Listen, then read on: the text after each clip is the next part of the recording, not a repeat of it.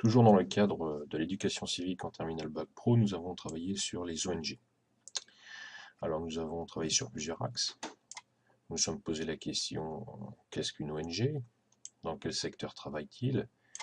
Quels sont les moyens? Comment ils agissent? Pourquoi ils agissent? Quel est le rôle dans la politique internationale? Et ensuite, les limites des ONG. Tout d'abord, une ONG, qu'est-ce que c'est? Alors une ONG, c'est tout d'abord une organisation qui est non lucrative, c'est-à-dire il n'est pas question de faire de bénéfices. Ensuite, c'est privé, c'est-à-dire que ce sont les citoyens qui agissent, et que derrière, il n'y a pas forcément un gouvernement ou un État qui dirige, ce sont des citoyens. Ensuite, ils sont là pour aider une population qui est en difficulté, et c'est aussi dans un cadre international, c'est-à-dire que on agit dans des pays qui en ont besoin et on peut même installer des antennes de ces organisations dans plusieurs endroits du monde. Dans quel secteur ces ONG agissent? Alors, il y en a plusieurs. Tout d'abord dans le secteur du développement économique, c'est-à-dire par exemple dans le monde du travail, aider les pays les moins avancés. C'est aussi dans le cas de l'urgence humanitaire, dans le cadre de la santé, quand il y a des guerres, quand il y a des catastrophes, qu'elles soient naturelles ou technologiques.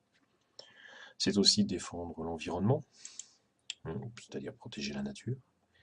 Et c'est aussi défendre les droits de l'homme, les hommes, les femmes, les enfants, quand elles sont en danger, ces populations, quand elles sont maltraitées. C'est aussi pour qu'il y ait les mêmes droits pour tous. Et ensuite, pour que ces droits soient respectés partout dans le monde. Quels moyens, comment agissent ces ONG?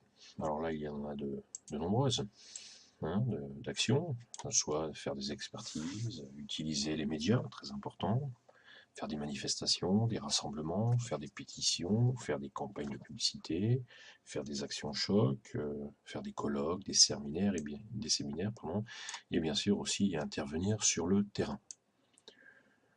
Ensuite, ces ONG, pourquoi ces ONG? Ben en fait, tout d'abord, c'est pour aider, aider les populations qui sont en souffrance.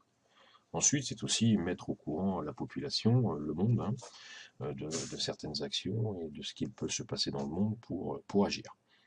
Et ensuite aussi faire pression sur les États, faire pression sur les sociétés privées, sur les entreprises, pour toujours agir dans les secteurs des droits de l'homme, de l'environnement, etc., etc. Ensuite, quel est ce rôle des ONG dans la politique internationale? Alors, avant, ces ONG avaient peu d'influence. Elles avaient surtout un rôle de soutien. Mais maintenant, ce rôle est bien plus important. Les ONG sont très influentes. Elles influencent les États. Donc ce rôle est de plus en plus important et on a de plus en plus besoin de ces ONG pour agir dans le monde. Quelles sont les limites de ces ONG? Il y en a. Alors tout d'abord, la limite, c'est l'argent. Les interventions, c'est de l'argent, les coûts sont élevés. Ensuite, il y a aussi les finances de ces ONG qui sont quelquefois plus ou moins transparentes. On se pose toujours la question, mais mon argent, où va-t-il? Ensuite, le professionnalisme, c'est-à-dire que, par exemple, les structures de ces ONG, est-ce qu'elles sont toujours bien démocratiques? On peut se poser des questions. Qui est à la tête? Pourquoi? Qui décide et pourquoi? Ensuite, quelquefois, ces structures de ces ONG sont fragiles au niveau financier et même au niveau des membres. Et quelquefois, elles sont aussi peu professionnelles, c'est-à-dire qu'elles peuvent quelquefois agir sans trop réfléchir et quelquefois aussi faire pire que mieux. Et ensuite, il y a aussi la limite il y a échec, parce qu'il y a échec des fois.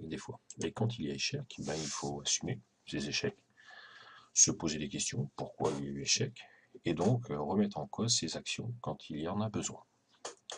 Donc voilà rapidement ce qu'il faut essayer de retenir s'il y a un sujet sur les ONG.